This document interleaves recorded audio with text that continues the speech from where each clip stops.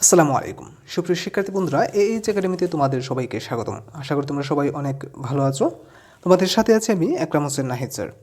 পঞ্চম শ্রেণীর গণিত বিষয়ের ধারাবাহিক আলোচনা আজকের পর্বে আমরা আলোচনা করব দ্বিতীয় অধ্যায় থেকে ভাগ সম্পর্কে।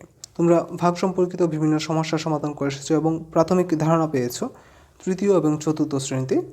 তারপরও এই পঞ্চম শ্রেণীতে তোমাদের বিভিন্ন সমস্যা দেওয়া হবে, আর একটু বেশি কঠিন হতে পারে, বা তোমাদের আগের মানের চেয়ে আরেকটু কঠিন মান হতে পারে। তোমরা নিয়মিত অনুশীলনের মাধ্যমে এই কঠিন সমস্যাগুলো সমাধান করতে পারবে আশা করি ইনশাল্লাহ। সুপ্রিয় শিক্ষার্থী বন্ধুরা, এই ভাগ করা বিভিন্ন প্রক্রিয়া কিংবা সমস্যা সমাধান করার জন্য তোমাদেরকে প্রথমেই ভাগের প্রাথমিক ধারণা সম্পর্কে জানতে হবে এবং ধারণা থাকতে হবে তোমাদের।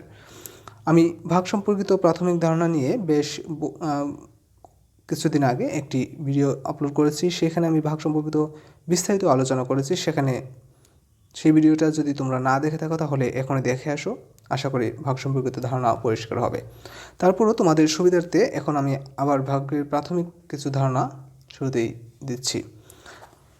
সুপ্রিয় শিক্ষার্থী বন্ধুরা, একটি ক্ষুদ্রতম সংখ্যা অপর একটি বৃহত্তম সংখ্যার মধ্যে কতবার আছে তা নির্ণয় করার গাণিতিক প্রক্রিয়াই হলো ভাগ।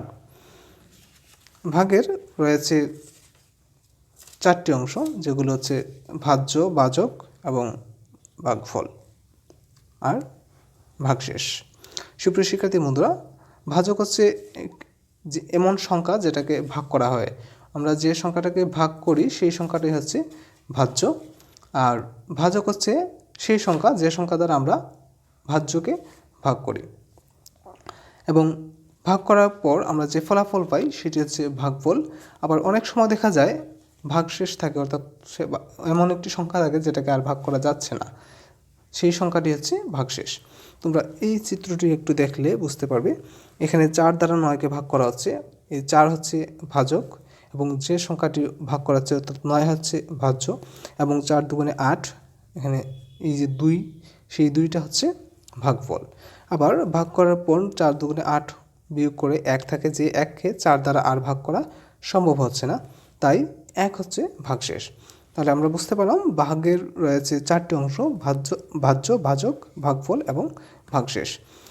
ভাগশেষ সব সময় নাও থাকতে পারে, তবে সবসময়ই এই 3টা অংশ থাকবে। সুপ্রিয় শিক্ষার্থী বন্ধুরা, ভাগের ক্ষেত্রে আরও একটি গুরুত্বপূর্ণ বিষয় হচ্ছে নিঃশেষে ভাগ। আমরা অনেক সময় নিঃশেষে ভাগ বলি, কিন্তু অনেকেই হয়তো বিষয়টি সম্পর্কে বিস্তারিত বুঝতে পারো না। নিঃশেষে ভাগ হচ্ছে ভাগ করার পর যদি ভাগশেষ না থাকে তখন সে ভাগকে নিঃশেষে ভাগ বা নিঃশেষে বিভাজ্য বলা হয়। এটি তোমাদের প্রায় সময়ই কাজে লাগে, তাই আশা করি ভালোভাবে বুঝে রাখবে। নিঃশেষে ভাগ হলো যদি কোনো ভাগ করার পর ভাগশেষ না থাকে তখন সে ভাগকে নিঃশেষে ভাগ বা নিঃশেষে বিভাজ্য বলা হবে। এই নিঃশেষে ভাগ বা নিঃশেষে বিভাজ্য হওয়া কিংবা না হওয়ার উপর ভিত্তি করে বেশ কিছু পরিবর্তন আসে সূত্রগুলোতে, ভাগ নির্ণয়ের সূত্রগুলোতে, ভাগের ভাজ্য, ভাজক, ভাগফল কিংবা ভাগশেষ নির্ণয়ের সূত্রগুলোতে। চলো আমরা সে সম্পর্কে একটু জেনে নিই। সুপ্রিয় শিক্ষার্থী বন্ধুরা, যদি নিঃশেষে ভাগ হয় সেক্ষেত্রে ভাজ্য নির্ণয়ের সূত্র হচ্ছে ভাজক গুণ ভাগফল, অর্থাৎ ভাজক এবং ভাগফলে গুণ করলেই ভাজ্য পাওয়া যাবে।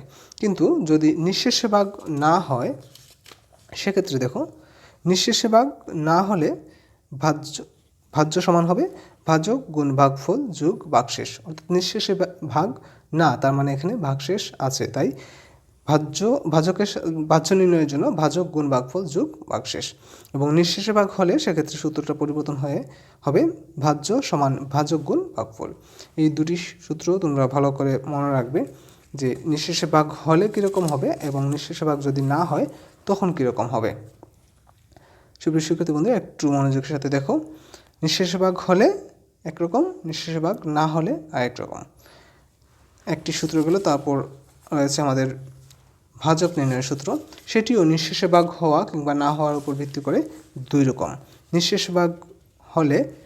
নিঃশেষে ভাগ যদি হয় তখন ভাজক নির্ণয়ের সূত্র হচ্ছে ভাজ্য ভাগ ভাগফল, অর্থাৎ ভাজ্যকে আমরা ভাগফল দ্বারা যদি ভাগ করি তাহলে আমরা পেয়ে যাব ভাজক। কিন্তু যদি নিঃশেষে ভাগ না হয়, অর্থাৎ যদি ভাগশেষও থাকে, তখন সেক্ষেত্রে আমাদেরকে ভাজক নির্ণয়ের জন্য ভাজ্য থেকে বিয়োগ করতে হবে ভাগশেষ, তারপর ভাগ করতে হবে ভাগফল দ্বারা। তাহলে আমরা পাবো ভাজক। সুপ্রিয় শিক্ষার্থী বন্ধুরা, এই নিঃশেষে ভাগ না হওয়া এবং হওয়ার উপর ভিত্তি করে এই সূত্রগুলো দুইভাবে হচ্ছে, তোমরা বিষয়টি ভালোভাবে খেয়াল করবে। এবং ভাগফল নির্ণয়ের ক্ষেত্রেও অনেক সময় পরিবর্তন দেখা যায় যে নিঃশেষে ভাগ হলে ভাগফল নির্ণয়ের জন্য ভাজ্যকে ভাজক দ্বারা ভাগ করলেই আমরা ভাগফলটা পেয়ে যাচ্ছি, কিন্তু যদি নিঃশেষে ভাগ না হয় সেক্ষেত্রে ভাগফল নির্ণয়ের জন্য ভাজ্যকে থেকে ভাগশেষ বিয়োগ করতে হবে এবং তারপর ভাজক দ্বারা ভাগ করতে হবে। সুপ্রিয় শিক্ষার্থী বন্ধুরা, আশা করি তোমরা এই ভাগ সম্পর্কিত খুঁটিনাটি বিষয়গুলো বুঝতে পেরেছো। আরও বিস্তারিতভাবে জানার জন্য আমার আগের ভিডিওটি দেখে নিও, তাহলে তোমাদের বুঝতে অনেক সুবিধা হবে।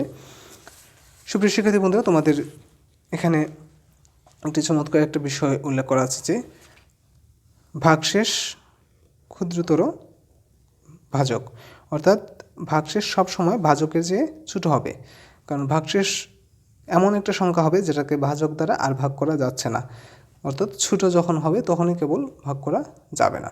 সুপ্রিয় শিক্ষার্থী বন্ধুরা, আশা করি তোমরা ভাগ সম্পর্কে বুঝতে পেরেছো। তোমাদের পরবর্তী পৃষ্ঠাতে বেশ কিছু ভাগ সম্পর্কিত সমস্যা দেওয়া হয়েছে এবং আমি আগামী পর্বে এই সমস্যাগুলোর সমাধান করে দেখাবো ইনশাল্লাহ। আজকের মতো এ পর্যন্তই। সে পর্যন্ত আগামী পর্ব দেখার আমন্ত্রণ জানিয়ে আজকের মতো এখানেই বিদায় নিচ্ছি। সে পর্যন্ত ভালো থেকো, সুস্থ থেকো, সুন্দর থেকো। নিজের পরিবার, সমাজ, দেশ কিংবা পৃথিবীকে নিজের মতো করে ভালো রাখো। আসসালামু আলাইকুম।